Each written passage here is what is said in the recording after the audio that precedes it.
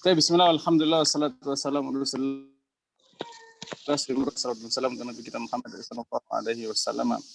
Kita masuk lagi di pelajaran Rosem ya, ilmu tentang Rosem Usmani. Daurah Markasul Kolon, kita belajar Rosem ini ya. Baik itu Rosem sudah, Rosem Kiasi, Arudi, Rosem Usmani. Nah, silakan Ustaz. Di apa kuman yang lalu. Boleh langsung tanya atau pertanyaannya simpan dulu. Ya, Ustaz. Iya, silakan. Oh iya. Kemarin tuh sempat melihat video gitu ya, mengatakan di situ bahwa Rosem menuliskan Al-Qur'an dengan imla'i itu tidak boleh gitu, Ustaz. Oke. Yang ditanyakan itu yang ditanyakan apakah betul seperti itu atau diperbolehkan karena kan ada beberapa Rosem yang ditulis secara imla'i. Jadi kalau yang imla'i itu hanya untuk selain Al-Qur'an. Begitu pendapat beliau. Kalau nggak salah kemarin itu Ustadz Ahmad Sarwat ya. Yang saya tonton. Beliau juga sering mengangkat nama Kiai Fatwani dan juga Kiai Takok. Ya, beliau kan mahasiswa beliau juga. Nanti ada pembahasan khusus ya, tapi secara singkat kami menjawab ya.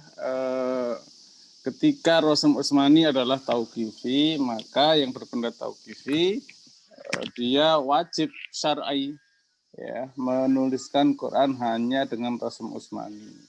Tapi ada catatan, kalau tidak didapati ahli ilmu Usmani atau tidak dapati mushaf Rosem Usmani, imla'i boleh kalau betul-betul terpaksa begitu. Kemudian bentuk Rosem yang ketiga adalah Rosem Usmani, yaitu Rosem yang penulisannya telah disetujui atau distempel pada masa Khalifah Utsman bin Affan.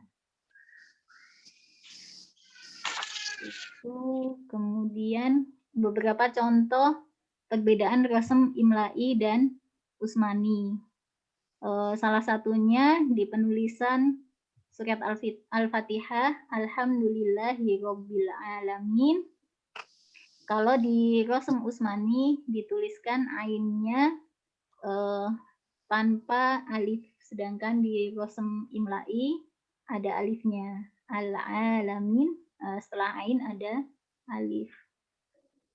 Kemudian contoh yang lain di penulisan Al-Kitabah pada Rosem Utsmani taknya tidak ada alif, sedangkan di Rosem imla'i setelah ta ada alif. Beberapa contoh. Satu lagi deh, yang Yasin penulisannya di Rosem Utsmani hanya huruf ya dan sin saja, sedangkan di Rosem imla'i setelah ya ada alif, kemudian setelah sin ada ya dan ada nun. Jadi penulisannya sesuai dengan bunyinya. Kemudian apa lagi? Kemudian para ulama sepakat, jumhur ulama sepakat bahwa Rosem Utsmani adalah mukjizat dalam beberapa kata yang disepakati.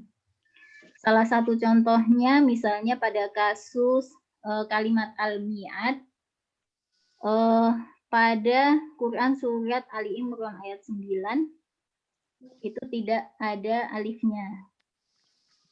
Sedangkan pada Al-Anfal ayat 42 itu ada alifnya setelah ain.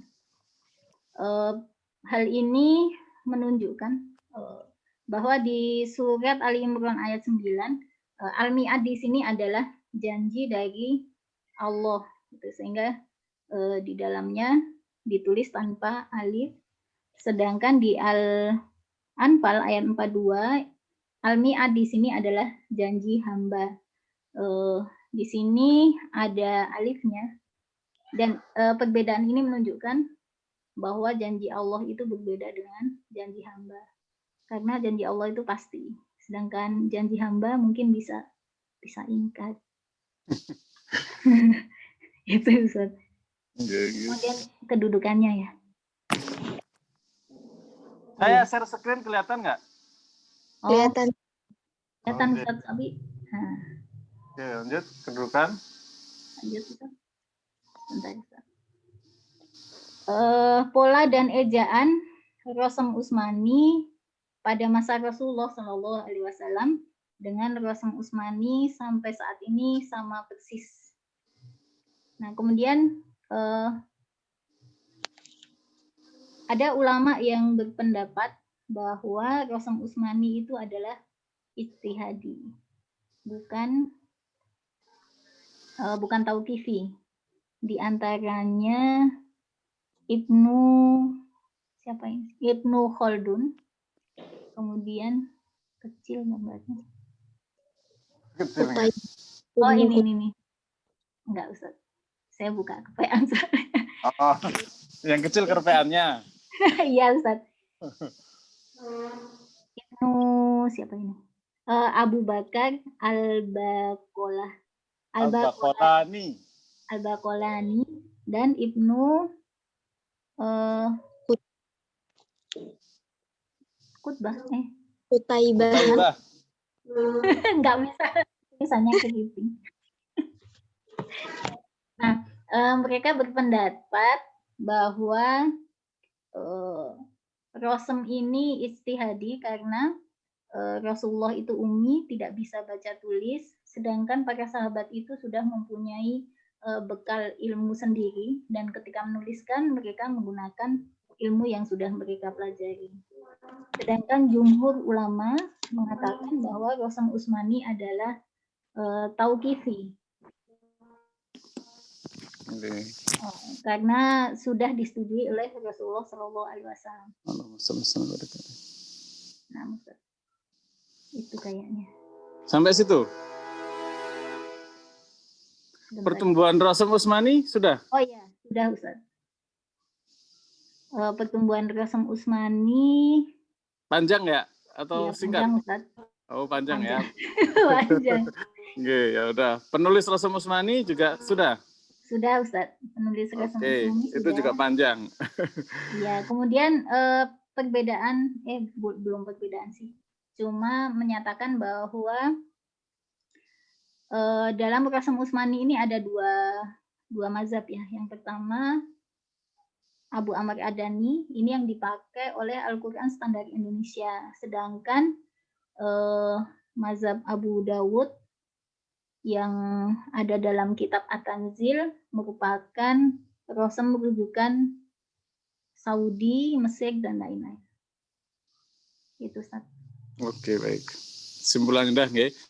Baik, kita mulai ya. Bismillah, alhamdulillah, wassalatu wassalamu ala rasulillah, segala puji bagi Allah tabaraka wa ta'ala, sallallahu wasallam dan kita Muhammad sallallahu alaihi wasallam. Baik. Kita kembali menelusuri ilmu ini mukadimah dulu ya. Jadi kita belum masuk ke materi inti dari kaidah-kaidah Rosem Usmani. Ini untuk menguatkan ruh perjuangan kita bahwa Rosem Usmani suatu yang luar biasa. Salah satunya ini ayat ini apa bacanya Ustaz? La'u'adzibannahu la'azbahannahu. Ada yang aneh nggak? Selama ini kita baca kan biasa aja gitu kan. Nah kita coba pelajari, ada yang aneh nggak? Yang di bawah ya? Apa anehnya Ustaz? Ada alif yang tidak kepake itu Ustaz. Yang ada tanda sifernya. Kepake. Ada tanda sifernya, maksudnya tidak dibaca. Nggak. Udah mulai sensitif ini ya. Baik ya, jadi ada tanda sifar di alif. Nah, di situ tuh. Ya. Ada yang tahu terjemahnya ini apa? Ini cerita tentang apa sih? Ini tentang azab ya. La'u'adzibannahu, dan tidak mengazabnya. Jadi ini sering saya pakai kalau santri saya datang terlambat, ya. Ini saya pakai untuk ngancem anak-anak saya. Ya, santri kalau lagi jam halaqah, jam kelas, saya terlambat, saya pakai ini. Ya, awas, la'u'adzibannahu adzaban syadida, aw la'adbahannah, saya hukum ya. Surah An-Naml.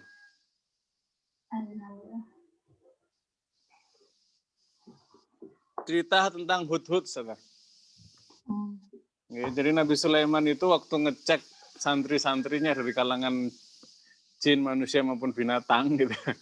Ada satu burung yang nggak nongol, namanya burung hudhud. Ya, nah burung hudhud ini kalau ya saking disiplinnya beliau ya, terlambat ini kok tidak punya alasan yang tepat. Kalau azibannah, aku akan azab dia, azab yang syadida dengan azab yang berat, aulaat bahannah, atau aku akan sembelih. Nah yang menarik adalah Rosem Usmani, laat bahannah, di situ kata Ustazah Murni tadi ada alif yang nggak kepake. Ini kata Ustazah Murni, bukan kata saya. Nggak kepake, Ustaz. Tidak dibaca. Oke, ada alif yang tidak dibaca. Ya, laat bahannah ada alif. Nah, ini Rosem Usmani kan? Ya. Apa gunanya? Kira-kira ada yang tahu? Belum tahu. Gunanya ini. Ya. Jadi kalimat adzabah, menyembelih, ya di ayat ini untuk menegaskan bahwasannya itu lebih berat daripada sekedar kalimat azab. Ya. Jadi kalimat tadi itu saya ulang. Ya, la'at bahannah ini penegasan ya secara tafsirnya, penegasan kalimat la'at bahannah yang ada alif sifar ya, yang kata Ustazah Murni tidak di apa tadi ralatnya tidak dibaca ya, bukan tidak dipakai ya. Ya, ini fungsinya menurut ulama Rasm adalah sebagai penanda ya, kalimat la'at bahanna ini lebih mengerikan ketimbang kalimat la'u'adzibannahu yang ditulis secara biasa. Ya. Nangkep nggih maknanya nggih? Kenapa? Karena dalam kaidah faziyadatu fil mabna ziyadatu fil makna. Apa artinya, Ustaz? Bertambahnya timbangan atau huruf akan menambah makna. Iya, ini kaidah apa sih ini? Nggak tahu. Kalau kita belajar fi'il, ada fi'il mujarrad, ada fi'il mazid, kemudian ada ketambahan alif, ada ketambahan nun misalnya, takkid gitu kan, ada nun takkid gitu kan, ketambahan nun berarti untuk menegaskan gitu kan.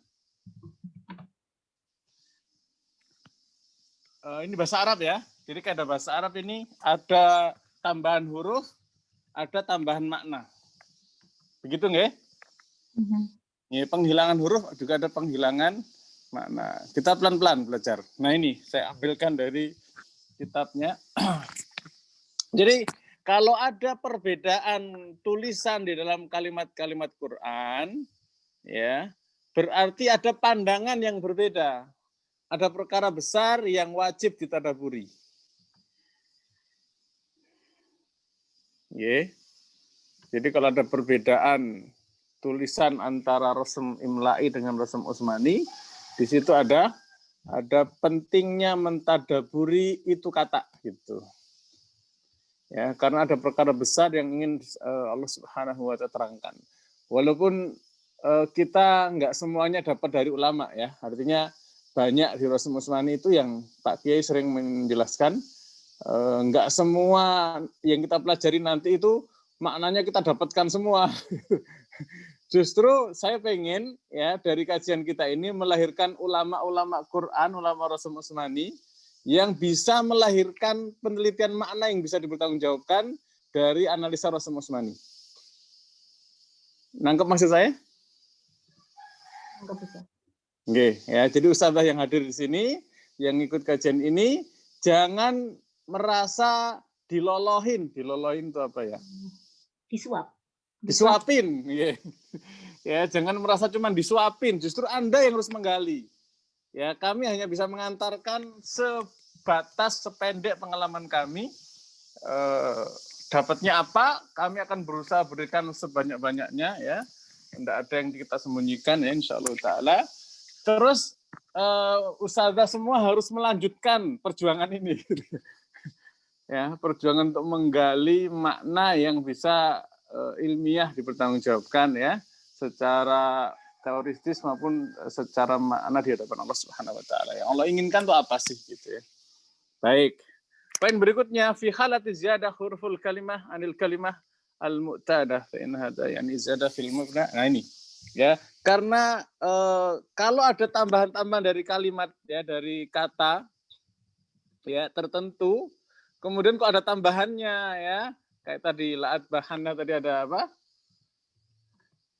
Ada alif. Atau tambahan alifnya. Ini ada tambahan makna. Ya. Sehingga di situ perlu ta'ammul, perlu tafakkur ya. Perlu kadang ada pemisahan, ada segala macam. Ya.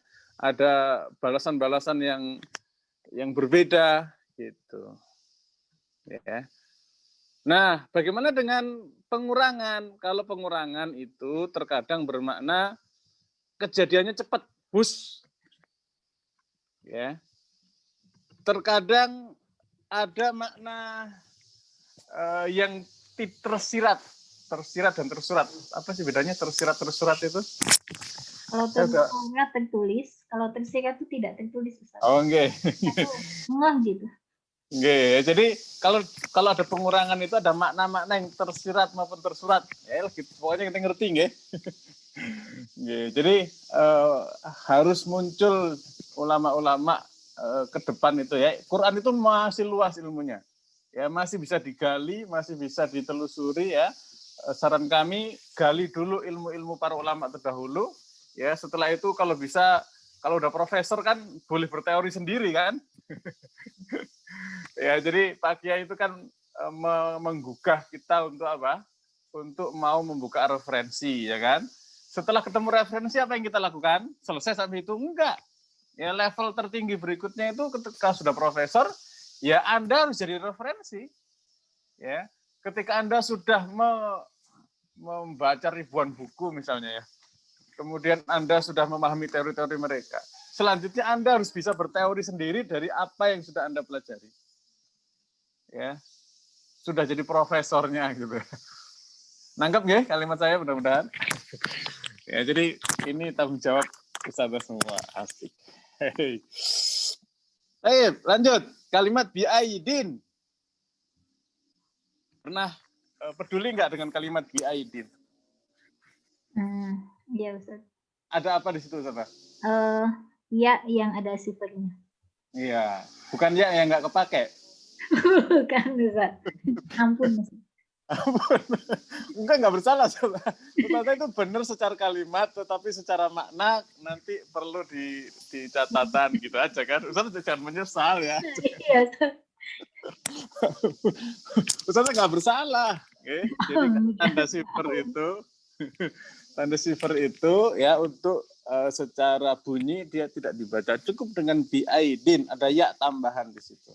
Ya ziyadah. Nanti kita bahas apa itu ziyadah, apa itu pengurangan hadzaf ya, apa itu ibdal dan seterusnya. Nah, biaidin ini kalau kita pakai ngajinya di Quran, surat apa sih biaidin? Kita lihat. Az-Zariyat 47. Coba baca, Ustaz.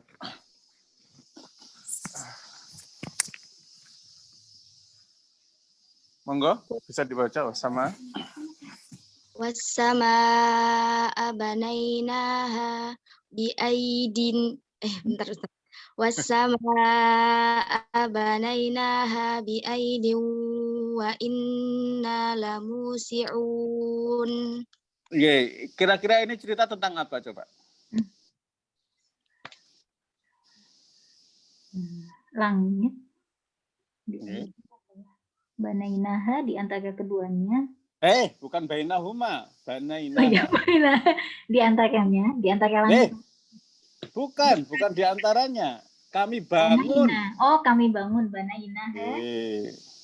Biaidin dengan tangan. Wa inna lamusiun, dan sesungguhnya dia luas. Yang meluaskan. Ya, jadi Allah Subhanahu wa taala yang mencipta langit, membangun langit dengan segala macam keluar biasaannya itu biaidin ya. Sebagian tafsir mengatakan mentakwil dengan kekuasaan ya, itu ahli tafsir lah ya. Sebagian lagi mengatakan langsung dengan tangan karena Allah Subhanahu wa taala memiliki tangan yang sesuai dengan kemuliaan Allah Subhanahu wa taala ya. Wa inna lamusinan, kami yang meluaskan. Maksudnya di sini kita tidak bahas tafsirnya, tapi kita bahas rosem yang kaitannya dengan tafsir ya, supaya kita serius mempelajari rosem Usmani. Nah, kenapa sih ada ya nongol di situ? Ya, kan kita selama ini kalau baca kan nggak peduli kan, yakin dah nggak peduli dah. Ya, membaca aja kan. Baru kali ini aja kita suruh baca terus jadi bingung tadi siapa tadi. Ternyata para ulama tafsir atau ulama rosem ya, beliau mengatakannya begini ya, kalimat ya tambahan di situ adalah ta'zim quwwatillahi tabaraka wa ta'ala ya. Jadi ini sebenarnya gambarnya nggak mewakili ya. Jadi ini maksudnya mencipta langit, bumi, matahari segala macam. Ini gambar nggak mewakili sama sekali. Ya, tapi sekedar untuk gambaran bahwasannya penciptaan langit dan bumi itu apa? Besar sekali urusannya. Ya. Maka perlu ada tambahan rosem ya untuk mengingatkan manusia bahwasanya Anda perlu tadabbur serius di sini. Ya, penciptaan langit ini Anda harus sungguh-sungguh. Di kampung saya itu ada ahli ahli Quran yang beliau punya ilmu falak. Tahu ilmu falak? Ilmu astronomi. Astronomi ya, beliau punya alatnya, ya sudah sepuh sekali ya, orang nomor 1 di Jawa Timur waktu itu kiai kami itu ya. Nah, beliau bisa ngitung-ngitung musim hujan, musim bulan gitu kan. Kemudian dengan falak, dengan ilmu, dengan memperhatikan langit. Ya.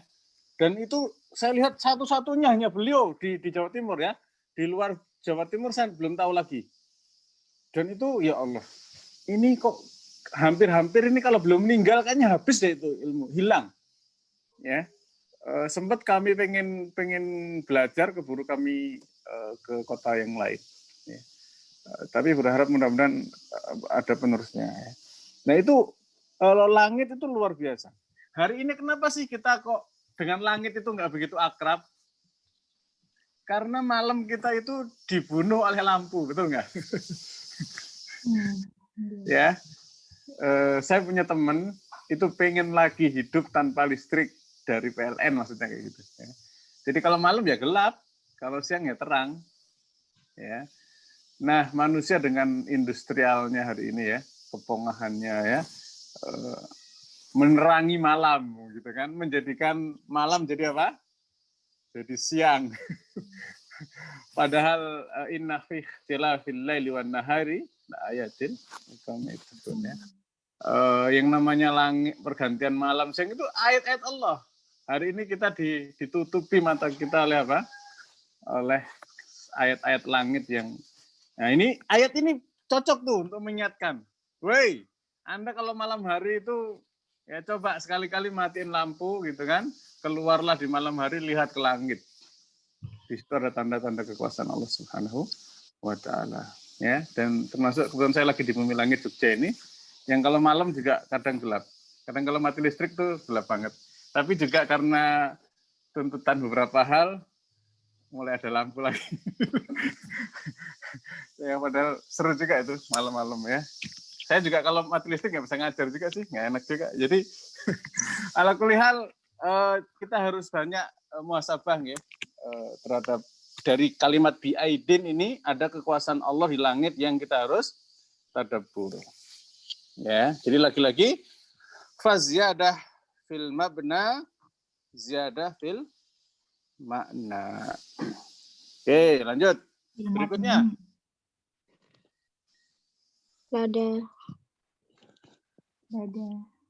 Lada. Ada masalah nggak lada? Oh, nggak tahu yang ini, Prof. Lada. Baik, kita kupas nggih. Coba dibaca Ustazah, silakan. Apa nih? Saya oke lah. Wastabaqal baba wa qaddat qamisahu min duburi wa alfaya sayyidaha ladal bab. Oh, Ustazah wastabaqolnya kalau secara bacaan ada yang aneh nggak? Ada yang perlu diapakan nggak? Tapi ada bernya Ustaz.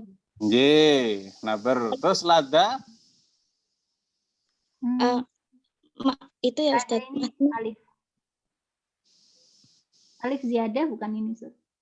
Iya, alif dia ada. Ada tanda sifernya nggak? Nggak ada. Berarti diapain dong?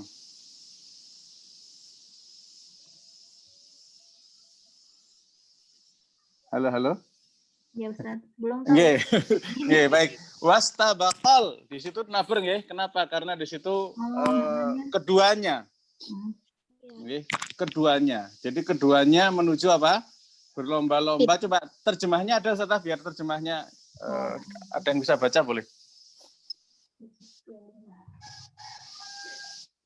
Terjemah lafziah boleh ya? Yang sudah mengerti bahasa Arab udah nggak apa-apa. Ingat ngaji atau berguru ya itu jangan takut benar. Ya, jangan takut benar ya. Jadi nggak apa-apa. Salah nggak apa-apa Ustaz. Nah, kalau salah itu harus bersyukur karena gurunya biasanya ngeluarin ilmu kalau muridnya salah. Kalau muridnya udah benar, gurunya nggak ngeluarin ilmunya gitu.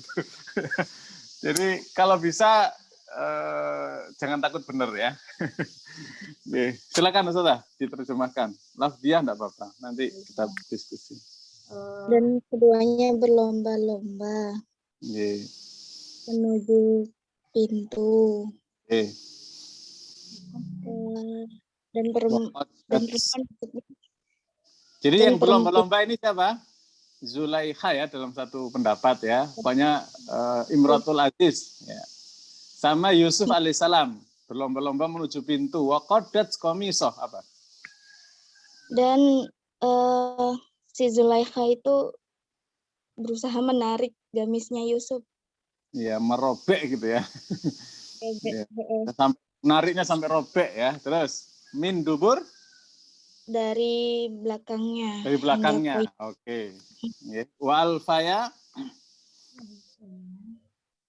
dan keduanya mendapati suami perempuan itu di depan pintu. Depan pintu. Jadi lada itu artinya depan, albab pintu, depan pintu ya. Depannya pakai alif. Rosem imlai gimana seharusnya rosem imlai? Rosem imlai itu pakai ya alifnya coba. Ya, huda, lada itu sama. Harusnya pakai ya. Nangkap kira-kira? Halo. Kalau Rosem Usmani pakai alif gitu, Ustaz. Alif berdiri, alif qaimah. Kalau yang imlai pakai alif maksuroh. Harusnya imlai pakai itu.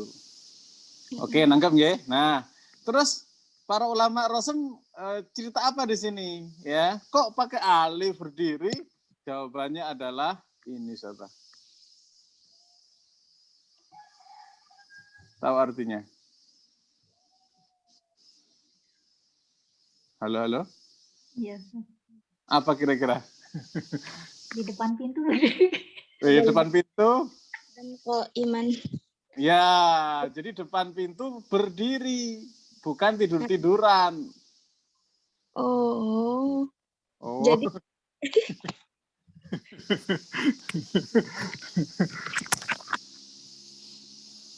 Dah, nangkap ya? Ya. Ustaz minta dibalik lagi tampilannya yang tadi yang ayat Yusuf 25 sebentar. Ya, sebentar Ustaz. Ya, sudah. Iya, dah clear. Ustaz. Silakan. Ada yang bertanya, silakan. Mau tanya. Jadi ini hubungannya dengan yang kemarin itu yang mi'ad itu kan itu juga kemarin pakai alif huruf alif ya.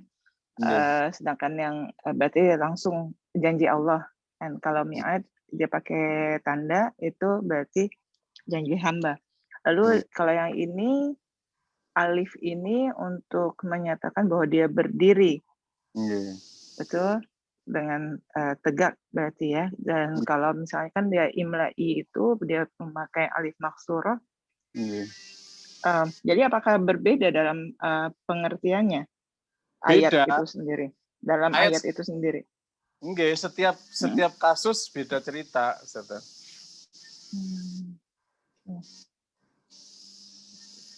Jadi tegak. Jadi banyak. Jadi maknanya jadi bisa nanti di ayat lain nanti maknanya Beda lain lagi ya, saya. Masya Allah. Oke, baik. Terima kasih.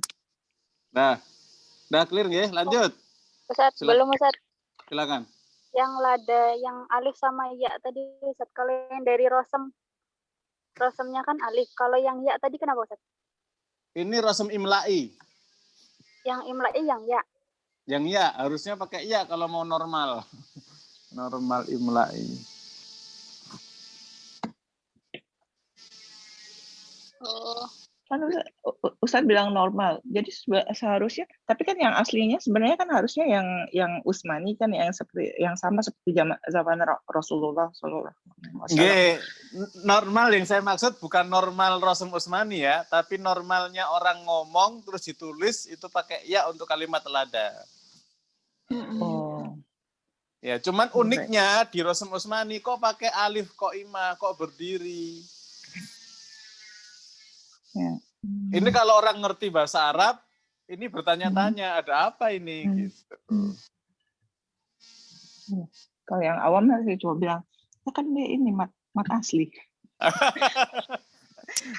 Yang awam ya.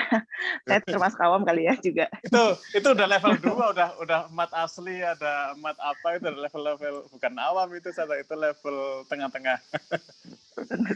Oke, baik.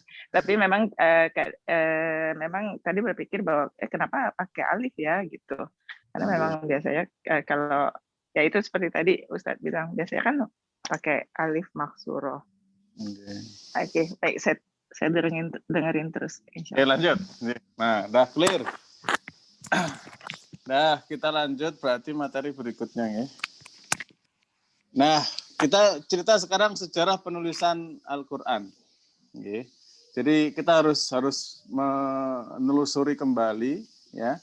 Pertama adalah bagaimana Rasulullah SAW menulis membimbing penulis Quran.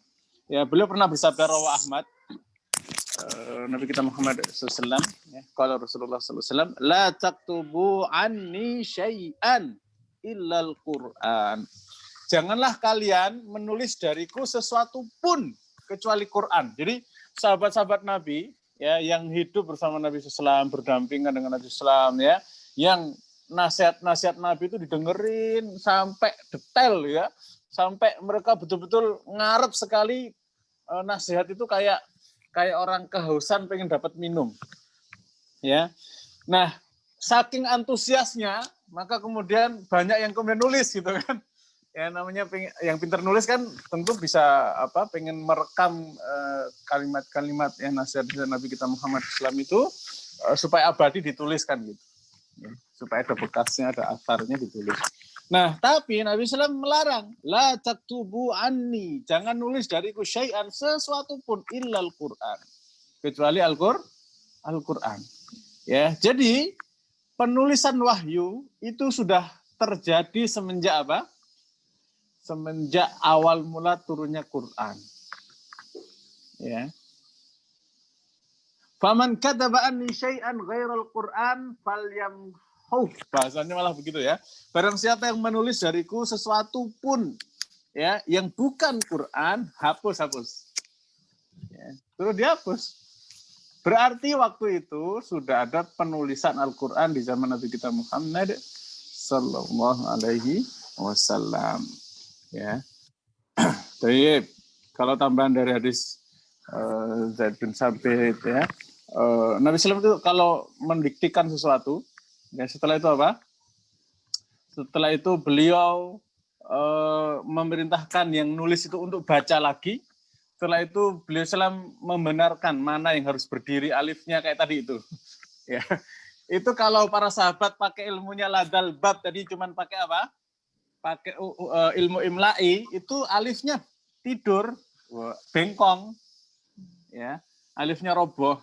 Tapi sampai hari ini tulisannya itu asli gitu kan, bisa dipertanggungjawabkan secara sanad, secara kitab, secara ilmiah.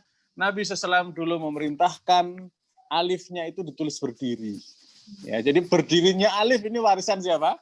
Warisan Nabi kita Muhammad sallallahu alaihi wasallam. Ya. Jadi dibenerin, ini suruh berdiriin ini segala macam. Ya. Baik. Sehingga di zaman Nabi SAW memang zaman itu adalah zaman yang semua orang fokus hanya dengan hafalan. Ya.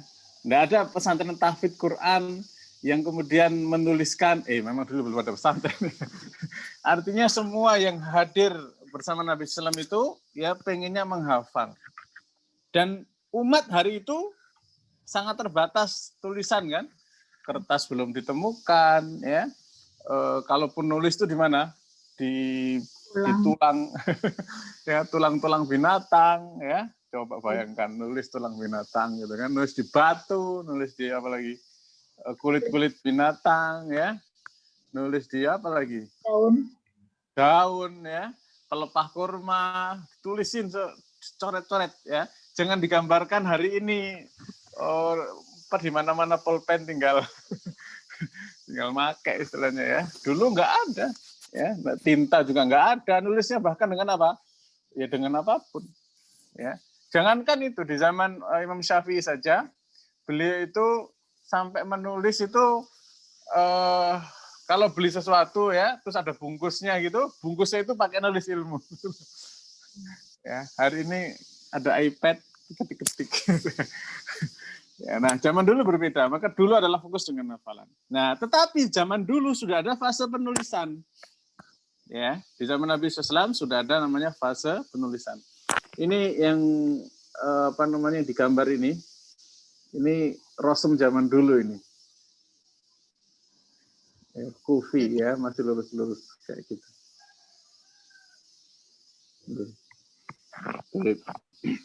Nah, sampai-sampai Nabi SAW itu punya sekretaris khusus untuk menulis wahyu. Siapa? Abu Bakar, Umar, Utsman, Ali, Ubay, ya, Ubay bin Ka'ab maksudnya ya. Abu Bakar Siddiq, Umar bin Al-Khattab, Utsman bin Affan radhiyallahu anhum, ya, Ali bin Abi Thalib radhiyallahu anhu, Ubay bin Ka'ab, Zaid bin Sabit, Ibnu Mas'ud radhiyallahu anhum, dan lain-lain. Jadi Nabi SAW itu punya asisten khusus. Ya, kalau kemarin siapa yang cerita? Presiden masa yang nulis beliau Ustaz Murni. Ya, jadi beliau itu punya asisten khusus untuk ngetik-ngetik ya, nulis ya, kalau sekarang ngetik-ngetik gitu ya. Baik ya, jadi clear. Zaman Nabi SAW sudah ada penulisan Al-Qur'an. Nulisnya di mana? Dimanapun. Ya, buktinya apa? Nah ini.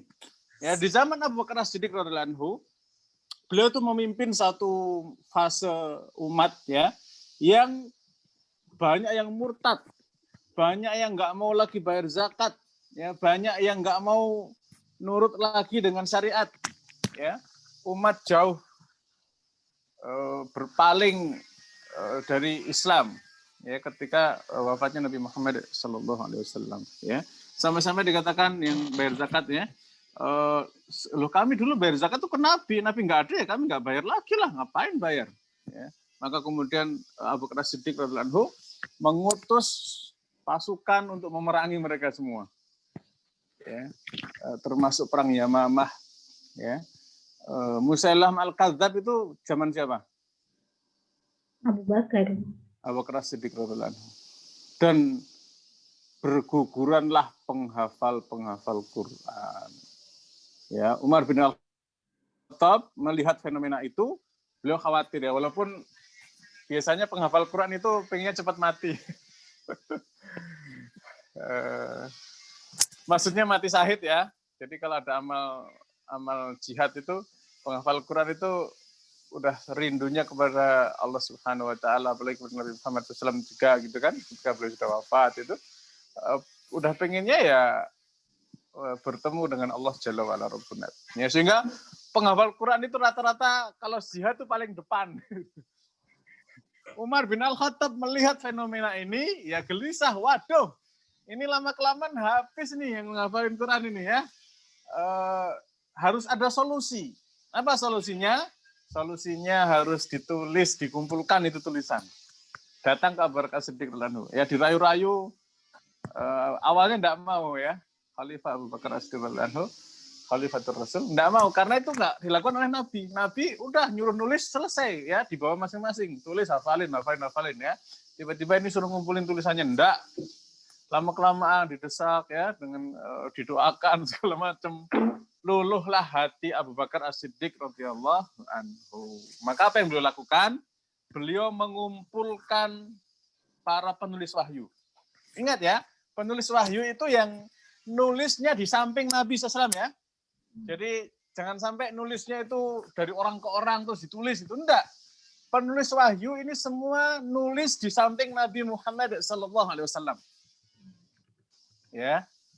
Sehingga nggak ada ceritanya nulisnya itu pakai ilmunya Imla'i sendiri ya gitu. Untuk yang berpendapat jumhur ya bahwa Rasul Utsmani adalah tauqifi. Bahkan Rasul Utsmani itu ya bagian dari mukjizat. Ya nanti terus kita akan kupas semampu kita ya. Baik. Nah, apa yang terjadi di masa Abu Bakar As-Siddiq radhiyallahu anhu? Beliau mengikuti caranya Nabi SAW.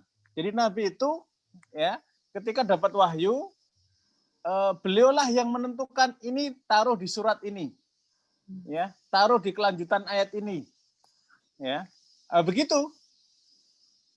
Ya. Contoh yang pertama kali turun tuh ayat apa? Iqra bismi rabbikal ladzi. Ya. Itu ayat pertama sampai berapa Ustaz? 5. Ayat berikutnya setelah pertama kali itu turun, berikutnya apa? Setelah itu Al-Muzammil. Al-Muzammil. Loh, kenapa enggak Iqra itu lanjut aja Muzammil? Apa jawabannya? Karena Al-Quran itu kan diturunkannya bertahap sesuai dengan kebutuhan pada saat itu. Yeah. Kemudian kalau urutannya itu sebetulnya kan dari riwayah ya. Yeah. Setiap bulan Ramadan Rasulullah itu setor kepada malaikat Jibril dengan urutan seperti Al-Quran. Hari ini. Gimana ngomongnya? Enggak apa-apa, ngomong aja Ustaz. Nanti kan ada ustazah yang lain ini kan yang bisa mengkoreksi. Jadi jangan takut benar nggih, ustazah.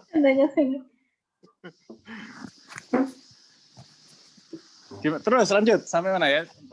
Setoran 30 juz tiap bulan Ramadan, apalagi Ramadan akhir ya. Menjelang wafatnya Nabi Islam itu lebih banyak lagi setoran khatam 30 juznya. Nah, poin yang penting juga adalah bahwa Nabi Shallallahu Alaihi Wasallam itu dapat dari Jibril itu plus dapat urutannya. Okay. Jadi setiap datang ayat, oh ini, ya, dapat ayat lagi, oh ini beda surat, ya beda surat. Dapat ayat lagi, oh ini taruh di surat kumpulin sama yang kemarin, ya, yang Iqra gitu kan. Oh ini taruh di Muzammil. Seterusnya sampai ada berapa surat hari ini? 114 surat. Ya, bahkan saya belum cari-cari nih referensinya. Ada yang berpendapat bahwasanya kul huwallahu ahad itu kulhu kulhu al-ikhlas al-fal an-nas itu bukan Quran. Ada sahabat Nabi yang sampai berpendapat itu bukan Quran tapi zikirnya Nabi saja. Ya, jadi kalau yang berpendapat demikian kalau sholat jangan pakai itu. Enggak, tapi itu pendapat yang apa namanya hanya pendapat. Kemudian para ulama menyeleksi lagi bahwa itu Quran, sepakat, ya, ittifaq, ijma. Tapi ada di zaman sahabat-sahabat Nabi SAW itu zikir, ya. Wallahu a'lam bishawab, ya. Jadi maksudnya apa? Bahwa Nabi SAW itu sudah memutuskan per surat-suratnya itu urutannya apa itu sudah, ya. Makanya Mushaf Abu Bakar As-Siddiq radhiyallahu anhu itu urutan ayatnya kan tulisan Quran itu kan terserak kan, yang di tulang, yang di batu, yang di kulit gitu kan. Pelupa kurma itu ngumpul 30 juz, bayangkan dulu sekotak apa ya. Ya, jadi 30 juz itu bukan hari ini jadi satu mushaf kecil gitu kan 30 juz ya. Dulu itu bisa jadi selemari ya. Gede gitu kan. Ya. Tapi menurut Abu Zitihar ya sudah tersusun suratnya tetapi urutannya belum. Urutan surat ya, tapi kalau satu surat isinya apa saja itu sudah clear di zaman Abu Bakar As-Siddiq radhiyallahu anhu. Ya.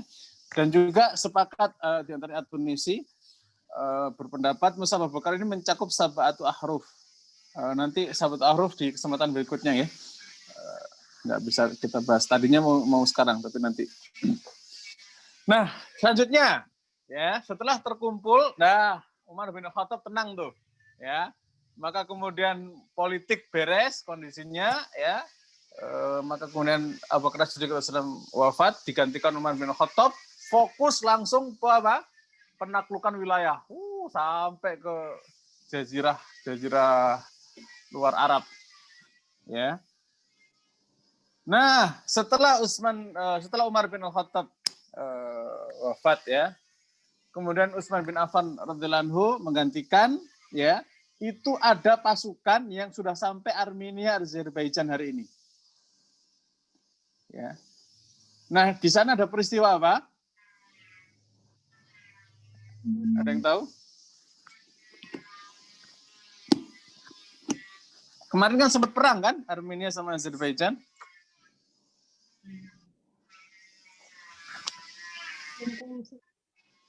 Ada peristiwa orang mau bunuh-bunuhan gara-gara Quran. Ya.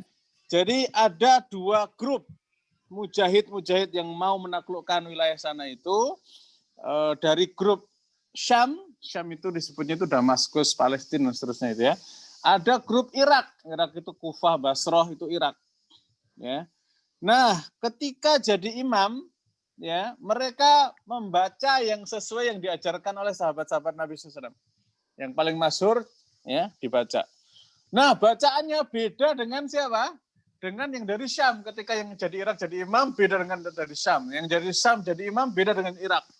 Akhirnya hampir kafir mengkafirkan. Loh, Al-Quran itu enggak begitu. Yang betul gini, enggak, kami belajar di sahabat ini begini. Wah, itu sampai hampir mau bunuh-bunuhan. Ya, di antara yang terkenal ya adalah surah Al-Baqarah 196. Wa atimmul hajja wal umrata lillah. Ya. Nah, dibaca oleh yang lain. Enggak gitu, yang betul apa? Wa atimmul hajja wal umrata lil bait. Jadi lillahnya diganti lil bait. Ya. Oleh kelompok yang lain. Ya, dan itu beda kan? Lillah dengan lil bait kan beda kan? Bedanya kata ya, jauh banget ya. Dan hampir kafir mengkafirkan ya. Maka kemudian sahabat Udzaifah bin Al-Yaman segera pulang. Ya, pulang kemana? Kepada Utsman bin Affan radhiyallahu anhu. Ya. Diceritakanlah, wah ini nih ya, kalau kalau umat nggak disatukan ya, ini akan terjadi perpecahan sebagaimana berpecahnya Yahud dan Nasara. Ya. Maka tolong ambil segera kebijakan untuk apa? Menyatukan Quran. Ya, maka dipilihlah sahabat Zaid bin Sabit, ya, yang dulu di masa Abu Bakar As-Siddiq mengumpulkan apa? Mengumpulkan Quran. Oh ya, ada yang bisa cerita tentang pengumpulan Quran di masa Abu Bakar? Dulu ngumpulinnya gimana coba? Sahabat Murni kalau nggak salah udah pernah bahas nih. Udah bisa. Oke, gimana coba ceritakan? Jadi mushafnya itu dikumpulkan dari para sahabat yang pernah menulis di depan Rasulullah SAW, kemudian dikumpulkan di rumah Hafsah bin Umar. Sampai semuanya sudah terkumpul kecuali dua ayat ya Ustaz. Yeah. Kecuali 2 ayat. Dan akhirnya ketemu juga salah satu sahabat yang memiliki salinan, memiliki tulisan dari ayat tersebut, tapi beliau tidak memiliki saksi, sedangkan saksi lain maksudnya. Sedangkan kaidahnya minimal harus ada dua saksi dalam penulisan Al-Quran. Itu bukan Definisi saksi itu maksudnya gimana, Ustaz? gimana ya? Saksi yang bisa apa ya? Saksi atau yang menuliskan di depan Rasulullah ya? Okay, ya. Jadi saksi ini menyaksikan bahwasanya sahabat ini nulis di samping Nabi SAW. Nah, betul. Nangkep ya? Iya. Ya. Jadi sebegitu detailnya Rosem Usmani itu nulisnya itu butuh saksi gitu ya. Kenapa kayak tadi ya, alifnya berdiri, kenapa bengkong ya? Loh, emang Nabi SAW itu begini, saksinya ini. Ketika bawa saksi diterima. Ya. Nah, ada 2 ayat yang para sahabat semua hafal, tapi secara tulisan nggak ada yang bawa. Wah, itu lama ya, berbulan-bulan ya, sempatlah beberapa hari atau berapa minggu atau berapa bulan gitu ya. Ini ditunggu-tunggu, siapa nih sahabat yang nyimpen tulisannya ini dan nulisnya di depan Nabi SAW langsung gitu kan. Itu kan nggak gampang kan. Ya, ditungguin, wah sampai galau, ini Quran hilang, ini waduh, ini pertanggungjawabannya di hadapan Allah gimana. Itu kan seru ya. Ya, maaf. Ya, maka kemudian muncullah sahabat siapa namanya? Abu Huzaimah Al-Ansari. Beliau membawa 2 ayat ini dengan apa? Dengan tanpa saksi. Waduh, nggak diterima lagi gitu kan.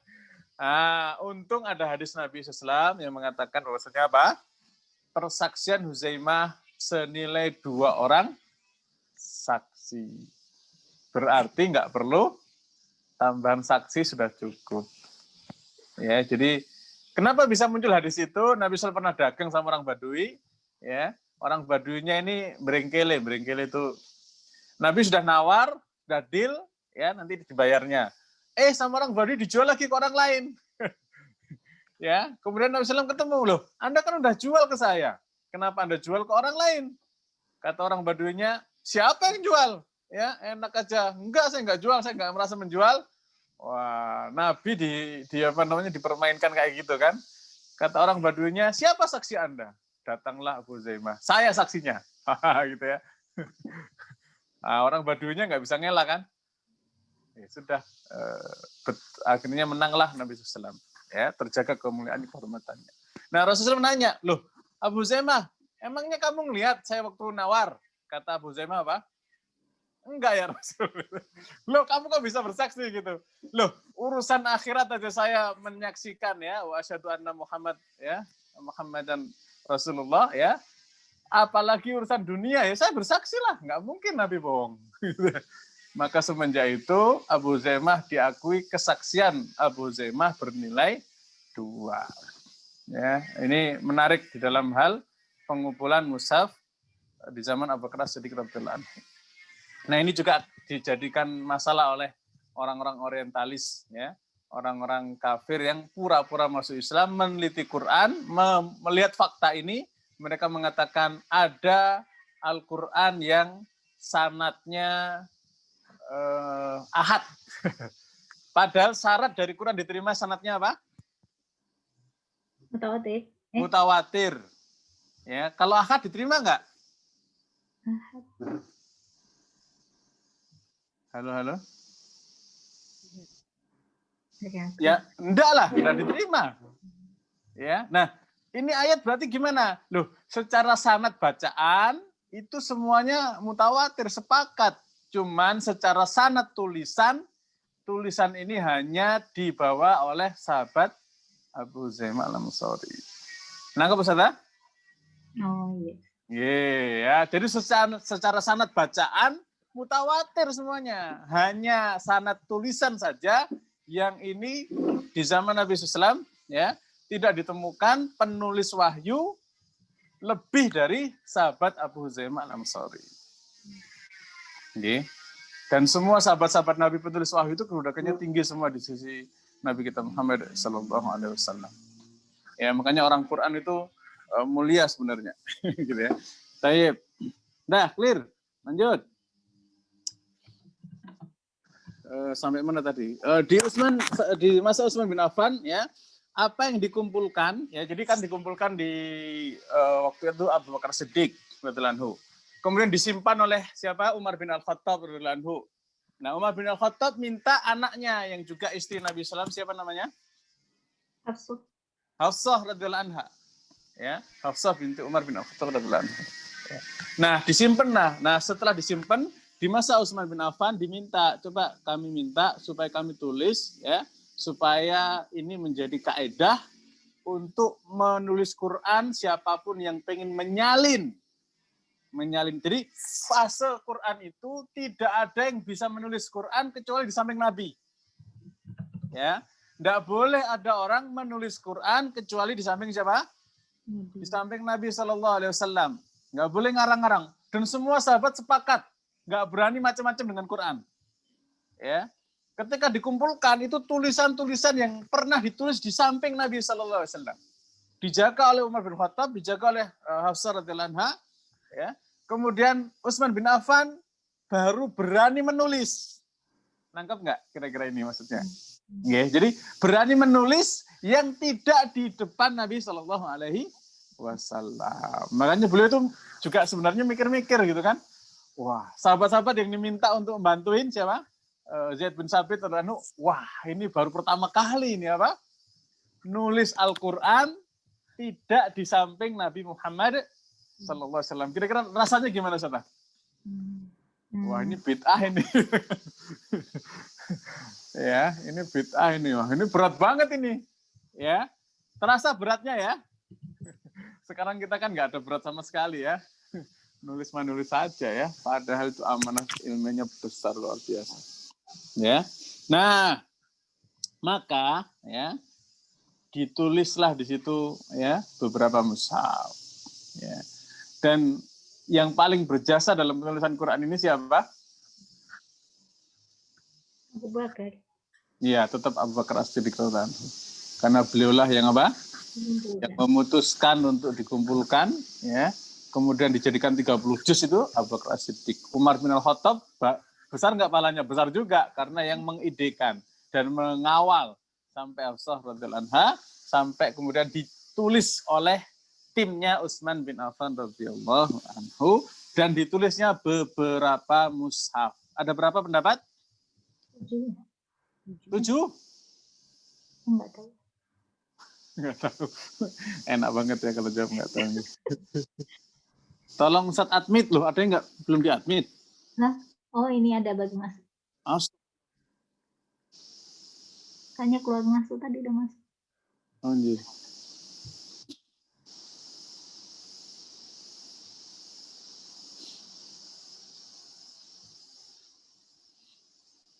Lada tadi udah beres kan? Ada yang chat ini? Oh iya, sinyalnya naik turun. Jadi tolong nanti diadmit. Yang bisa mengadmit saya dan siapa sih sekarang? Saya Ustaz. Ini tadi udah diadmit tapi hilang lagi. Dia. Ustazah dia. Dia. Coba dia. Oh, sudah masuk Ustaz. Baik, saya Ustazah Fari juga saya jadikan co-host. Kalau Ustazah Murni keenakan nyatet, Ustazah Fari tanggung jawab. Oke. Oke, baik. Sampai mana tadi? Itu nggak karakteristik penulisan Utsman bin Affan radhiyallahu anhu ketika menulis Quran ya. Ada yang mengatakan pertama 4. Ya. Jadi 4 itu nggak langsung sekali terus ada 4 orang nulis 4 mushaf, enggak ya? Ya, ini disesuaikan. Ini mau dikirim kemana? Ya. Oh, untuk di Madinah sendiri. Ya udah di Madinah sendiri berarti harus ada ilmu khusus memahami orang-orang Madinah. Tulis versi Madinah. Terus lagi, ayo kirim buat ke Mekah. Nah, ditulis disesuaikan dengan apa? Dengan kondisi Mekah.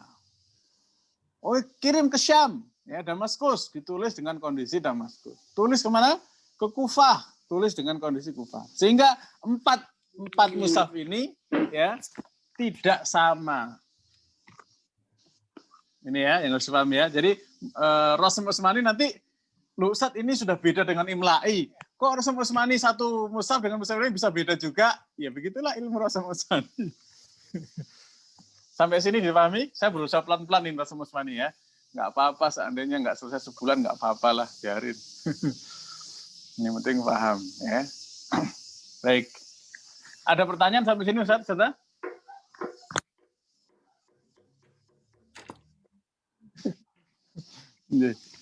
Gimana? Lanjut ya, Rasm Utsmani. Baik. Ya jadi kita udah bahas kan, ada beberapa kitab yang menjelaskan perbedaan antara apa?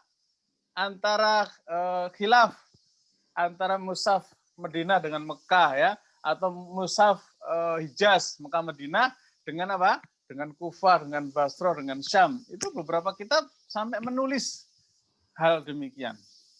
Ya, berarti memang beda. Ya, sesama Rasm Utsmani pun beda. Ya.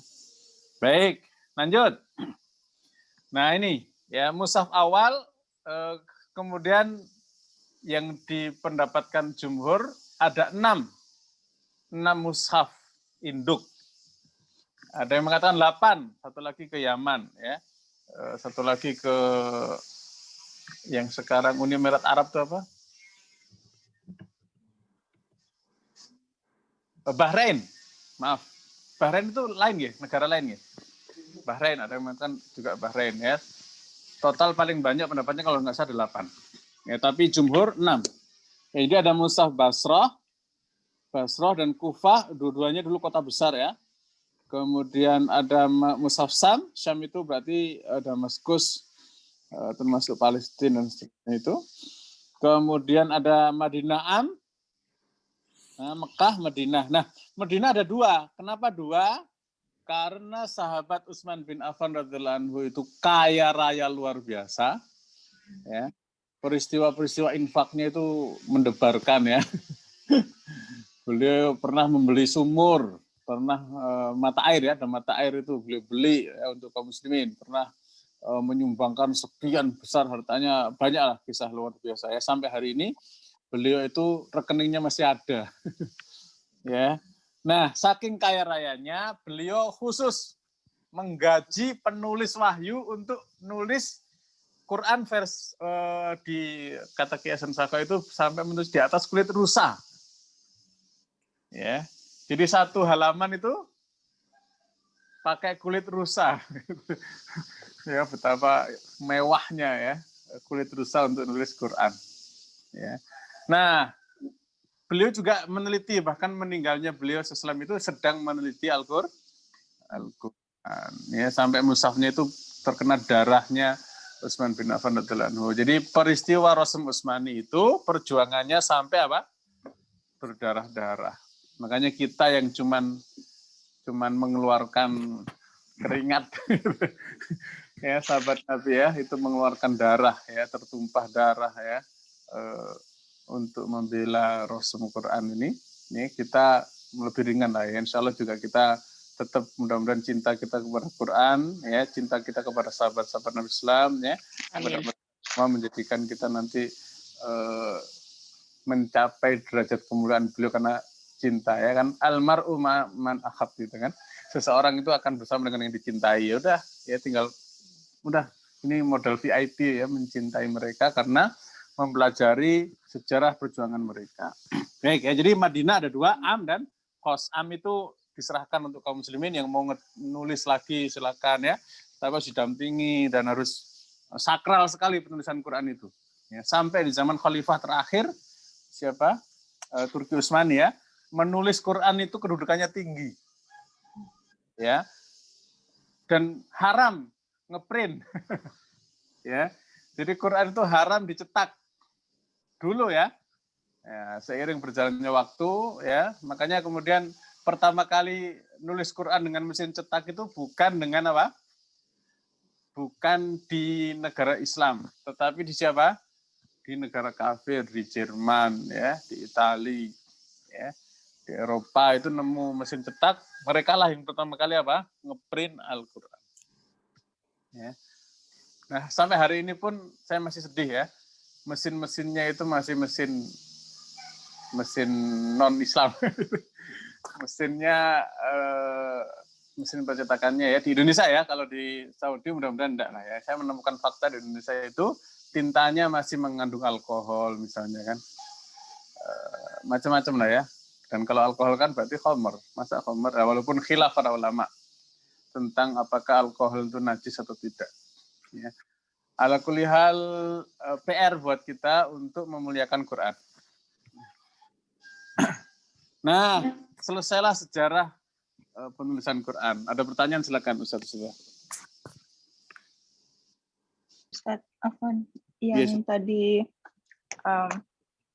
ini lebih ke spesifik. Kalau dulu itu yang tadi kasus yang ya Allah tadi namanya Utsmani, Yeah. Affan bin Utsman. Kenapa tiba-tiba lupa namanya? Apa namanya? Beliau itu meninggal karena dikepung rumahnya kan itu ada satu ayat dalam satu ayat dalam apa yang darahnya yang terkena pada halaman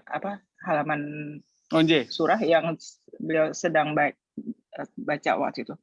Aduh, itu apa ya Ustaz ya? Ustaz, itu ayatnya saya lupa. Pernah dikasih tahu. Boleh dicari ya, saya juga belum ingat. Nanti saya coba cari deh, nanti catatannya ada waktu itu pernah berapa kali saya tahu ditandai. Baik. Tapi saya lupa namanya. PR bersama insya Allah ya. Iya. Ini saya belum dapat referensinya ya. Baru ingat pernah Pak Kiai juga belum cerita masalah ini. Ya. Tapi pernah baca atau pernah ada yang cerita gitu. Nah ini mudah-mudahan bisa dapat referensinya atau ada penjelasan lebih detailnya. Nanti Ustazah yang lain ya bisa membantu mereferensikan supaya nanti pertemuan-pertemuan berikutnya tambah informasi lagi kita ya. Baik, ada lagi Ustazah yang lain?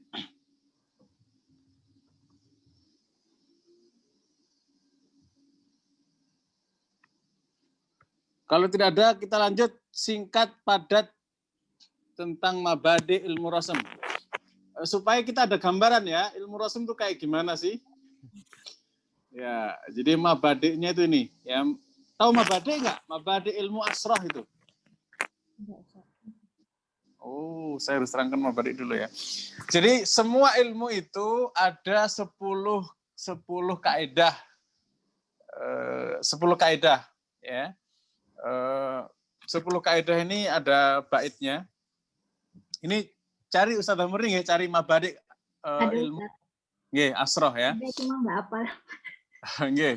Nah, 10 ini meliputi apa saja? Batasannya apa, pokok bahasanya apa, penemunya siapa, namanya ilmu apa ya. Kemudian sandarannya kepada siapa ini ilmunya, ya kan? Hukum syar'inya gimana, permasalahannya apa saja, keutamaannya apa, ya, korelasi dengan ilmu yang lain itu gimana, ya, ringkasan bahasanya apa. Nah, itu namanya mabadi asroh. Ya. Nah, kita bahas ya, Rasul Utsman itu mabadi asrohnya itu apa? Pertama batasannya, ya, batasan ilmu Rasul Utsman itu yang membedakan mana mushaf Utsmaniyah dibandingkan dengan Rasm Qiyasi. Ya. Jadi ilmu Rasm Utsmani ini untuk mempelajari bedanya dengan imla'i atau qiyasi itu apa sih gitu. Ya. Dah, clear ya? Batasannya nih. Jadi enggak kemana-mana. Kalau nanti menjelaskan maknanya itu tafsir sudah. Ya, apa yang kita tadi bahas di mukadimah itu kan agak tafsir-tafsir gitu kan. Nah, itu bukan kewajiban ilmu Rasm Utsmani. Ya, tetapi faedah ijaz. Nanti setelah ini saya akan tunjukkan satu kitab PDF-nya bisa dicari ya. Tolong dibantu nanti yang ketemu bisa di-share di grup tentang ijaz Al-Quran ya, mukjizat Quran fi rasmil Quran apa? Ijaz mukjizat rasm Al-Quran, ijaz fi rasmil Quran. Atau ijaz Quran fi rasm Utsmani ya. Ada mukjizat-mukjizat yang kemudian diangkat di situ. Baik. Nah, batasannya itu ya, hanya perbedaan saja, nggak lebih. Sehingga kita nanti setelah masuk ke materinya, siap-siap kita kayak kuliah. Ya, nggak lagi ceramah. Artinya harus apa namanya? Ini kaidahnya gini kecualiannya gini, nanti pengecualiannya gini gitu. Oke, supaya siap ini ya. Makanya 2 hari ini mukadimah dulu lah, enggak apa-apa. Nah, clear nggih? Batasannya. Pokok bahasanya apa saja? Huruf-huruf mushaf Utsmaniyah. Ya. Jadi apa yang pernah ditulis oleh Nabi SAW, kemudian dikumpulkan Abu Bakar Siddiq radhiyallahu anhu, dijaga oleh Umar bin Khattab, ya, Hafsah radhiyallahu anha, ya, kemudian ditulis oleh timnya Utsman bin Affan radhiyallahu anhu, itu kayak gimana sih? Nah, ya huruf-hurufnya. Ya. Nah, tinjauannya apa saja? Hadzuf. Hadzuf itu penghilangan loh. Kok ada bunyi-bunyi yang nggak ditulis? Ya, ziyadah tambahan. Loh, kok ada huruf-huruf yang tulisannya ada kok nggak ada bunyinya? Gitu. Badal. Loh, kok ada huruf-huruf yang diganti? Ya, kenapa harusnya bengkong diganti tegak? Nah, kayak gitu. Ya, fasal wal wasal. Kenapa yang ini dipisah, yang ini disambung? Nah, mulai kebayang ya pokok bahasannya? Oke, lanjut. Penemunya siapa? Penemunya ulama beragam wilayah, ya, ulama ahlul amsor. Ulama-ulama yang mengilmui. Kemarin sudah kita bahas kalau nggak salah. Coba kita cek lagi. Nah, ini di awal-awal ya, dari mulai Imam Abdurrahman bin Arad, Imam Nafi, Imam Asim, kalau di sahabat itu Abu Darda, kemudian Imam Hamzah, Al-Kisai, Imam Abu Amr, Abu Ubaid, Abu Hatim, dan seterusnya ya. Nah, itu semua penemunya ya, yang menemukan ada sesuatu yang menarik ini di mushaf-mushaf Quran. Ya. Kemudian namanya ilmu rosem. Mohon maaf ini kayaknya tambahin ilmu rosem Utsman.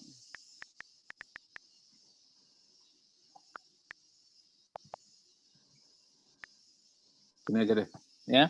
Sandarannya siapa yang melahirkan ini ilmu?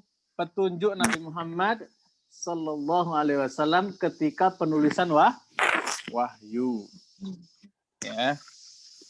Sampai sini ada pertanyaan, silakan. Karena saya dituduh kalau ngajar kebut.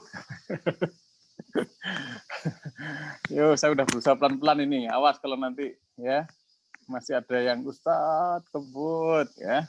Saya udah ngerem nih, udah malah parkir nih. Ayo, silakan yang. Tadi yang 10 kaidah itu ini ya yang sedang dibahas ini ya, Ustaz. 10 kaidah itu ini baru berapa ini? Baru 5 kan? 5 setelah ini. Iya. Oke. Dah, nggak ada yang nanya? Lanjut. Nah, hukum syar'inya. Apa hukum syar'i ini? Jawabannya apa? Wajib kifayah, fardu kifayah. Jadi kalau satu zaman tidak ada yang mengilmui ini, satu zaman itu, satu periode itu, satu angkatan umat hari itu, semuanya berdosa. Nah, loh. Ya. Begitu pula dengan satu negara. Kalau satu negara nggak ada yang menelusuri ilmu ini, satu negara kaum muslimin di situ berdosa. Ngerti ini. Ya, mau dikecilin, oke, satu kota. Ya, Ustaz Murni kotanya mana? Bandung, Ustaz. Bandung. Ya, satu Bandung kalau nggak ada yang tahu ilmu ini berdosa sebandung. Ngerti maksudnya nggih, fardu kifayah? Jadi Ustazah Murni ini sedang menghilangkan dosanya orang sebandung. Ya, gitu nggih. Jadi pahala orang sebandung Ustazah yang punya. Nanggap maksudnya? Loh, ya iya kan, dosanya aja nanggung, apalagi kalau pahalanya. Jangan kemudian ditakut-takutin doang, Ustadz. Ini ada kabar gembiranya, gitu. Ya, Ustazah Fari mana kotanya? Singapura. Oh, Singapura. Ya. Jadi pahalanya orang se-Singapura Ustazah dapat. Ada yang di sana ahli Rasam Usmani nggak, Ustaz Hari? Ada kayaknya Ustadz ya. Nggak boleh kayak, ada itu harus berdasarkan fakta. Ada pasti ada, insya Allah. Siapa orangnya? Ya guru-gurunya. Jadi saya tahu ada yang yang mengajar kayak ada sijil pengajian Islam, sijil pengajian. Ada. Ya ada, insya Allah ada. Ya, ada Saya ya. malah baru. Oh, iya. Karena jarang sekali ilmu ini, serius jarang, Masya Allah ya. Ada, alhamdulillah. Oke ya, jadi wajib kifayah, pahalanya besar di sisi Allah Subhanahu wa Ta'ala. Baik, lanjut. Nah, permasalahannya apa yang dibahas itu ya? Penetapan sebuah kaidah. Ya, jadi kalau begini-begini pasti begini. Ya, kalau gini-gini pasti begini. Walaupun ada pengecualian nanti lah ya. Itu masalah teknis ya. Tetapi ilmu rasm ini membahas kalau begini ya harus begini. Kalau begini harus begitu gitu ya. Nanti detailnya setelah ini. Keutamaannya ya termasuk ilmu syar'i yang sangat utama. Kenapa? Karena terkait dengan firman Allah Jalla wa ala Rabbuna. Ya. Nah, korelasi dengan ilmu yang lain ada nggak? Ada. Dia itu penjelas. Kalau kita belajar tafsir, mengerti Rasm Usmani, wah itu rasanya lebih dahsyat. Ya, tadi kita mukadimahkan tadi itu. Ya kan? Oke, lanjut. Ringkasan bahasannya. Ya, ada hadzaf itu penghilangan huruf, ziyadah ada penambahan huruf, ya, ada hamzah, nulis hamzah itu gimana gitu ya. Itu bahasan dari ilmu Rasm Usmani ya. Kemudian badal ya, penggantian huruf apa diganti apa ya. Fasl wal wasl, mana yang disambung mana yang diputus, ma fihi qiraatan fakutiba ala ihdahuma. Yang dibaca dua macam tapi nulisnya cuman satu menampung dua ya. Beli satu dapat dua. Sering kita dapat informasi kayak gitu kan. Oke. Baik, ada lagi? Ada yang ditanyakan? Ustaz, Silakan. mau tanya yang 10 sama 6 tadi beda nggak Ustaz? 10 sama 6. Yang tadi jelasin 10 itu keputus di sini Ustaz. 10 mabadi'ul ilmi asrah. Kaidah ilmu itu ada 10. Terus 6 apa Ustaz? Kok saya malah nggak nangkap 6 maksudnya? Ustaz, mabadi tadi apa Ustaz? Mabadi itu ada yang bisa bantu nggak? Mabadi itu apa? Itu prinsip bisa atau kaidah ya? Nggih. Prinsip ilmu ada apa ya? Mabadi itu iya, pondasi. Fondasi. Jadi nyamain sama yang 6 kaidah tadi Ustaz. Oh, beda. Kalau 6 kaidah itu kaidah-kaidah dalam ilmu rasm. Itu teknis, sudah agak lebih mengerucut ke Rasm Usmaninya. Kalau mabadi 10 itu adalah semua ilmu itu sebelum dipelajari harus jelas 10 halnya ini gitu, Ustaz.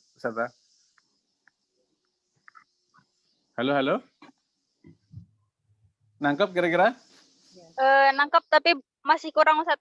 Oke, saya terangkan lagi ya. Jadi Yang 10-nya itu apa tadi Ustaz? Mabadi ilmu, semua ilmu itu ada 10. Nanti ilmu tajwid misalnya dicek. Batasan ilmunya bahas apa? Oh, bahas bunyi, bahas hubungan antar huruf gitu kan. Pokok bahasanya apa? Penemunya siapa? Nama ilmunya apa? Itu dalam semua fan ilmu 10 ini harus clear. Ya. Jadi ini bahas tentang pondasi ilmu itu ada 10. Apa saja? Nah, ini kita bahas. Termasuk pondasi ilmu Rasm Usmani itu ada 10. Kita bahas di sini.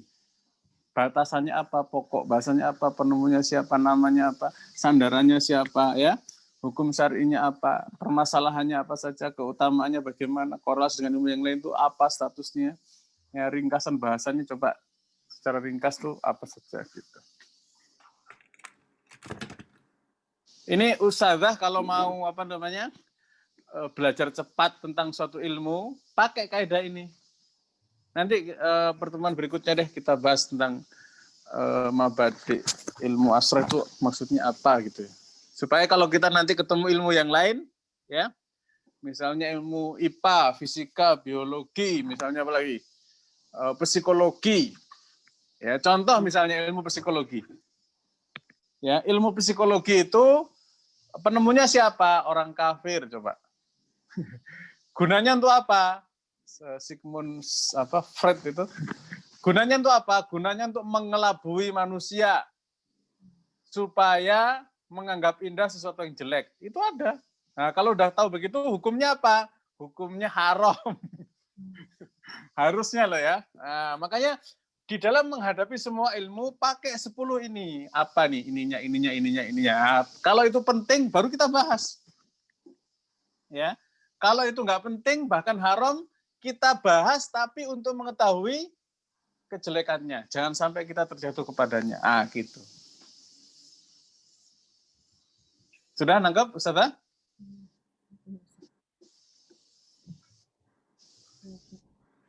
Mana Ustazah Mida tadi? Bentar Ustadz, masih nyerap Ustadz. Ya, jadi mabadi ilmu astroh, ya. Pondasi kaidah dasar dari ilmu itu ada 10 hal. Ya, kalau kita ingin memahami sesuatu, kuasai 10 titik dulu ini. Ya. Misalnya dari segi apa tadi? Batasannya, ya jangan sampai nanti melebar, ya. Harus jamik manik yang termasuk di situ dikumpulkan, yang tidak termasuk di dalamnya jangan dimasukkan bagian dari ilmu itu gitu. Ya, pokok bahasanya. Nah, apa nih yang jadi fokusnya ya? Hari ini orang kan gagal fokus. Ya. Harusnya bahas apa kemana-mana kayak gitu. Ya kan? Penemunya siapa? Nah, kita harus clear ini penemunya siapa. Kalau penemunya orang yang durhaka ya, tidak ada kebaikannya, ya ngapain kita belajar? Ya. Kalau penemunya ternyata adalah pejuang-pejuang fisabilillah, orang-orang mulia, kita pengen tuh mencintai mereka. Ya, kita bahas ilmunya supaya cinta kita kepada mereka besar, supaya kita nanti bisa dekat dengan Allah Subhanahu wa taala sebagaimana mereka dekat dengan Allah Subhanahu wa taala. Ini boleh ini tawasul yang benar. Ya. Dengan apa? Dengan cinta pada kebaikan yang pernah mereka adakan atau mereka wujudkan atau mereka tulis ya, pernah mereka ilmukan di dalam bab-bab ilmu misalnya. Ya. Nah, namanya harus jelas. Ilmu nggak ada namanya. Ya bukan ilmu gitu kan. Sandarannya, nah ini sandarannya kepada siapa saja nih nyandarin ilmu ini. Ya. Oh kepada ini. Nah ini sandarannya kepada siapa? Langsung petunjuk Nabi SAW. Wah berarti ini mantap ini ilmunya gitu kan. Nah hukumnya ini harus clear. Kalau seperti ini berarti hukumnya apa? Ya berarti wajib kifayah lah. Ya kan? Nah setelah kita tahu, oh kayak gini ilmunya ternyata merusak ya, ilmu ini haram. Ya atau ilmu ini ya sudah lah, ya kan, ditinggalkan enggak apa-apa ya, gitu. Permasalahannya apa saja? Harus clear ya. Kalau Rasul Utsmani itu apa? Menetapkan sebuah kaidah atau hal-hal yang menyelisih kaidah itu apa alasannya? Ya, di mana saja kayak gitu. Ya. Keutamaannya, nah lihat keutamaan ilmu itu apa nih keutamaan ilmunya? Ya. Korelasinya dengan yang lain itu apa ya? Harus ada interaksinya. Kalau ilmunya nggak ada interaksi, yang apa gunanya? Ya. Nah, ringkasan bahasanya baru tek gitu. Udah nggih Ustaz nggih? Ya Ustaz. Nggih, baru kalau gitu. Ada lagi pertanyaan? Bagus nggih, langsung aja yang mau nanya, boleh. Ustadz, rekamannya langsung di-share, Ustadz. Yang kemarin belum tuh, Ustadz. Lah nggih, saya ini jawaban dari panitianya ini. Sebentar. Mohon maaf, Ustadz. Akses. Oh, jadi panitianya belum bisa mengakses. Oh, berarti nanti coba saya tanyakan ke yang lain. Jadi beliau masih berhalangan untuk bisa langsung mengakses hal tersebut. Baik. Saya tadi menyentuh yang tadi apa ayat yang ketika almarhum Sayyidina Utsman. Okay. Yang dia itu adalah surah Al-Baqarah ayat 137 pada kalimat fasayakfikahumullah. Yes. 137 ya? Ayatnya 137. Masya Allah. Fasayakfikahumullah. Fasayakfikumullah. Nggih, ya. Maka Allah sudah mencukupkan gitu nggih berarti kalimatnya nggih. Ya. Ya. Allah Ya. akan memelihara kamu terhadap mereka dengan pertolongannya. Nggih, ya berarti ya ini isyarat Rasul Utsmani udah beres gitu ya. Ya. Jadi beliau itu kan sedang meneliti kan, wah apalagi yang kurang gitu kan, diteliti gitu kan. Nah beliau masih khawatir, beliau sampai berkaul beliau yang terkenal ya. Nggak apa-apa orang bilang saya itu nggak ngurusin yang lain, tapi saya ngurusin Quran terus abadi sampai akhir zaman. Nah gitu ya. Namanya kekuasaan kan paling sebentar doang. Namanya harta paling juga sebentar saja. Namanya kedudukan juga paling digantikan orang. Tapi kalau Quran ini akan terus. Makanya kemudian Allah jawab dengan fasayakfikahum. Masuk. Nggih. Jazakallahu khair Ustaz. Referensinya boleh di share juga. Oke. Tambahan faedah yang bermanfaat.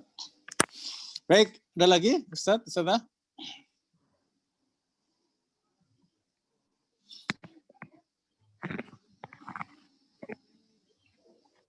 Kalau tidak, karena waktu tinggal 3 menit, ini ya. Saya ambilkan dari kitab Ijaz Rasmil Quran wa Ijaz Tilawah. Ini bisa dicari ya Ustaz? Ustaz semua ya. Yang berminat untuk memperdalam ya, ini bisa dibuka kitab Ijaz Rasmil Quran wa Ijaz Tilawah. Ini bagus ini. Ya. Jadi singkat cerita, kita itu akan membahas hadaf, ziyadah, ya, hamzah, badal, fasal, kemudian mafi, qiraatan, fakutiba ihdahuma. Ya, contoh hadaf tuh kayak gini. Ya. Ya nida dihilangkan alifnya. Ya ayyuha, ya-nya kan harusnya ada alifnya kan setelah ya. Tapi langsung hamzah. Ya, ini dihilangkan. Ya Robbi, itu kan harusnya ya ada apa? Ada alifnya kan, dihilangkan. Nah, ini namanya hadaf. Ya. Sampai sini nangkep? Ya, contoh haula. Ya, setelah ha itu harusnya ada alif. Tapi dihilangkan. Ha antum. Setelah ha itu ada alif, namanya hak tanbih. Kan? Nah, kemudian alif juga ada yang dihilangkan di kalimat naroka. Ya, setiap kalimat-kalimat isim, lam, ba'dal jumu', naroka. Ro harusnya kan panjang. So harusnya kan panjang, so aliful mun. Ya, kitab harusnya kan panjang, as-samawat harusnya mawa panjang semua, al-alamin harusnya panjang, itu dihilangkan. Terus ada yang dihilangkan dari semenjak awal. Al-aikah, harusnya kan ada alif di situ kan? Nah, tulisannya langsung lam. Nah, ini Rasul Utsmani. Ya kan? Kemudian alif di akhir juga dihilangkan. Ja'u, harusnya kan setelah waw ada alif.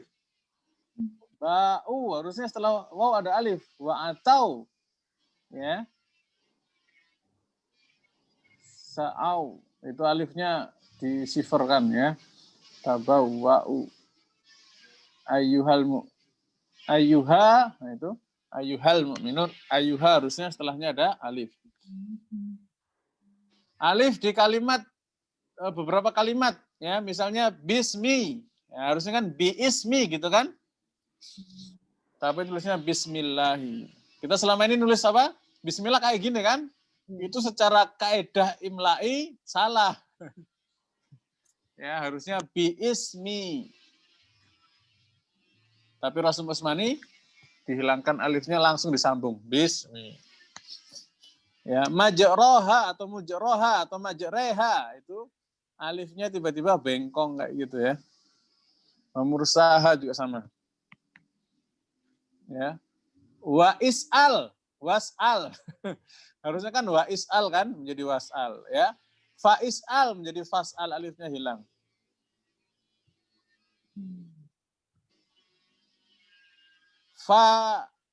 Fa'tu aslinya fa'atu ya menjadi fa'tu, langsung hamzah. Ya. Dan seterusnya ya. Contoh yang menghilangkan ya, sepertinya waktunya habis. Besok lagi kita lanjut. Ya. Sebelum diakhiri ada pertanyaan penutup, silakan Ustaz. Udah mulai ya. Jadi pertemuan besok itu langsung masuk ke intinya. Ya sambil ada sedikit-sedikit mukadimah penguat.